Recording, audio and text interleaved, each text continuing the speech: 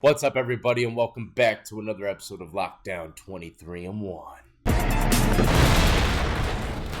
Today I have yet another montage of lockup related clips coming your way, and a couple sidewinders. Y'all know I like to throw those in the mix. So if you enjoy, don't forget to hit the like button. If you're new, hit the subscribe notification bell as well.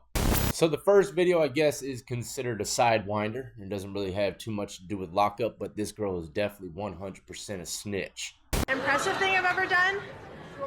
I don't know, cheat on my boyfriend and not have him find out. The most impressive thing this girl's done with her life is cheat on her man without him ever finding out. This is probably the most amazing accomplishment I've ever heard of. You know, this is a television camera, Yeah, it's an old boyfriend. but he's finding out right now. No, it's an old boyfriend, not the one I'm with now. Lies. So, but the boyfriend is finding out on television right now Oh yeah, that you that's cheated on fine. him? Sorry, Ben. Why'd you cheat on him? I don't know. The guy was a famous athlete. Which famous athlete? I can't say his name. Give us his Don't initials. tell him. TJ. What sport does he play? Man. Hockey. What team does he play for? Florida. Tampa Bay.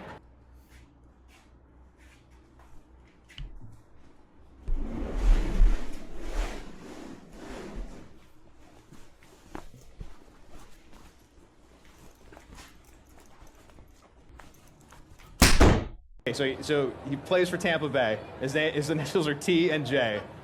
Tyler Johnson? Okay, I have to go. I still can't believe one of her most amazing accomplishments in her eyes is cheating on her man without him knowing. My first conversation with a serial killer in prison. This should be a good one. Okay, so to finish up the story about the serial killer, the first time I talked to one in prison that I knew was one, I had gone to the, well, to start how I found out was I was at Augusta Correctional Center and a raccoon that got caught up in the razor wire, and they sent Monty out there to kill it with a hammer. And I was Monty? like, why the hell would they send Monty out there to do that? And so I was like, oh, I was the first juvenile serial killer of Virginia. They called him Nipples. They said part of his thing was cutting off their nipples as a prize, but that turned out not to be true. I looked it up when I got home. First off, this guy's talking about Virginia. Second of all, I've never heard of anybody named Nipples. Third of all, why is my damn screen completely purplish? I'm just now recognizing this. Am I tripping or... But man, this guy's using his hands, and he kind of looks like he's throwing gang signs. Need to be careful telling these serial killer stories, man. Anyhow, so when I went to the dining hall one day, I was forced to eat on the other side that I normally do. There's A and B. It's in the middle of the complex. And then I went in and I saw him. I didn't know anybody else on that side or wasn't familiar enough to want to sit and eat with him. And I thought this was a nice opportunity to talk to him. So I sat down and I was like, Monty. He's like, what's up, Soda Pop? Because my name in prison was Soda Pop. Soda pop. I said, I'm kind of curious about something. And he's like, what? And I was like, well, you're kind of soft in here. Why aren't you killing people in prison? I mean, why don't you kill people in here? And he goes, well, to be honest with you, Pop, when they arrested me, I lost the desire.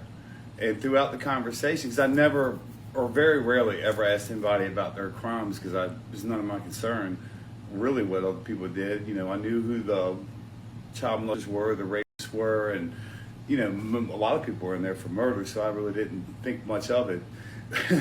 So I asked him, I was like, how many life sentences do you have? Why didn't you get the death penalty? Because in the 70s, in the mid-70s, when he got caught, the death penalty was abolished.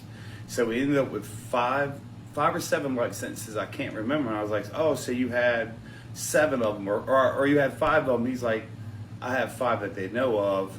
And then he made it more of an insinuation that there were 2 in D.C. that he didn't get caught for. And that was my first conversation with a serial killer in prison. Not that entertaining, but that's what happened. That was a pretty cool serial killer story. And, you know, for him just to walk up on him and ask him, he probably was kind of like one of those weaker looking, you know, punk made kind of serial killer guys. Because most guys, man, you don't just run up on and ask them their crimes unless you're pretty comfortable that the guy ain't gonna do nothing when you ask him. Some people, man, you know, I don't know. I didn't ask too many people their charges, but if I were to guess, some people might not really like that too much. Man, y'all ain't gonna believe this clip. It's short, but it's juicy. What up, guys? If you're interested in fraud, true crime stories about fraud from my personal experience and getting arrested and locked up from these type of illegal activities, then you should definitely check me out. Only a few people got the knowledge that I do, so check me out. Man, oh man, he sold me. Only a rare few has the knowledge that he has. Damn credit card skimmer. And look at that Visa background with the ski mask. That dude's definitely about that skimmer life. I don't even know what this guy's channel's name is. I'm reading it right now. Oh my god, ATM Addict. To go a crazy wild story. Back in the beginning of my bid, I had a celly. He was like 6'8", 340 pounds. Damn. He was like the biggest on the yard, right? Why the hell does every story gotta start off with the cat being between 6'3" and 6'8"? I'm just playing, but 6'8", 300 some pounds, that's a giant. This guy looks massive. His trap's looking decent. Not like mine, though. Not like mine. It's alright, you'll get there one day, little buddy. He was like 6'8", 340 pounds. He was like the biggest on the yard, right? And he had these few Crip dudes he used to invite to our cell, right? And they came to the cell, and when they left later on that night during lockdown, my celly noticed somebody stole my mirror. So the following day, he said, man, I'm gonna go to their cell and check for your mirror, right? He went to their cell, he found my mirror. So he checked the dude that ended up stealing the mirror. It was a Crip dude from St. Louis, right? And he picked him up like the Undertaker, had him in the chokehold up against the wall, disrespecting him to the max, right? So this dude, the Crip, he'd already been punked out, and the Crips told him, look, if somebody violates you again, you don't retaliate, you making us look weak, we're going to crush you and violate you, and you're going to go up top, right? And so now the Crip was put in a hard position. Now that his Crip homies found out what had happened, they told him, look, you better make your move by tomorrow or else, right? So the following morning, the Crip got up. He was up all night learning how to stab, you know what I mean? His celly was teaching him how to stab, tie the string to his hand with the knife or whatever. So he woke up early in the morning when they popped the doors at 5:30, and he ran upstairs and tried to run down on my celly. My celly was already up brushing his teeth. He seen him. My celly came out.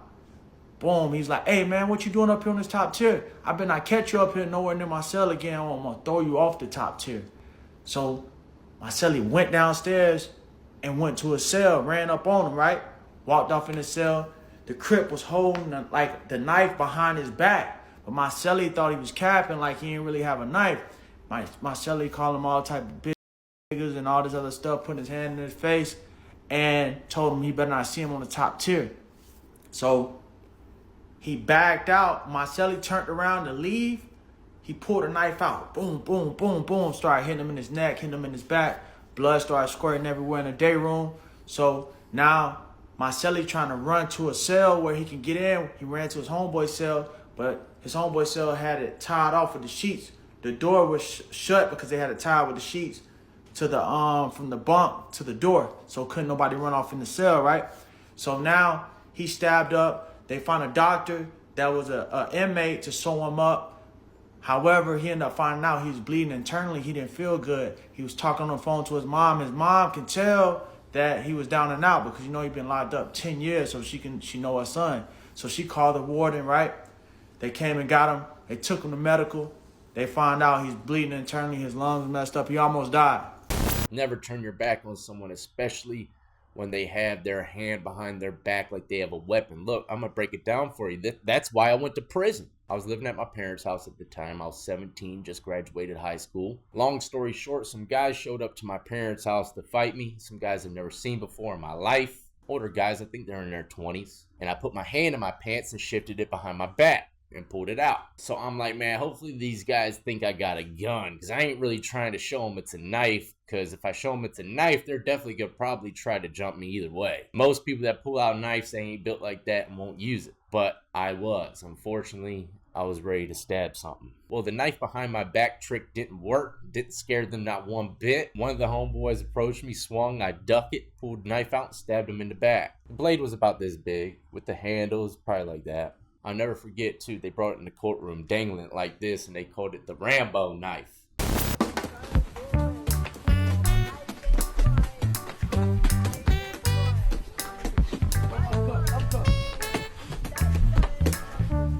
Yeah, I show him that, keep it quick.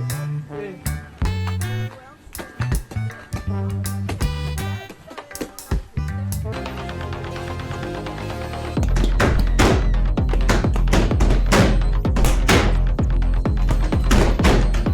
Anyways, ladies and gentlemen, hopefully you enjoyed. Don't forget to hit that like, subscribe, notification bell if you did. And I'll keep all these videos linked in the comment section, description of the video in the order that you've seen them. But until next time, I salute to every last one who's been supporting me since the beginning. And everybody who's just now joining the lockdown compound. Y'all be safe and stay free.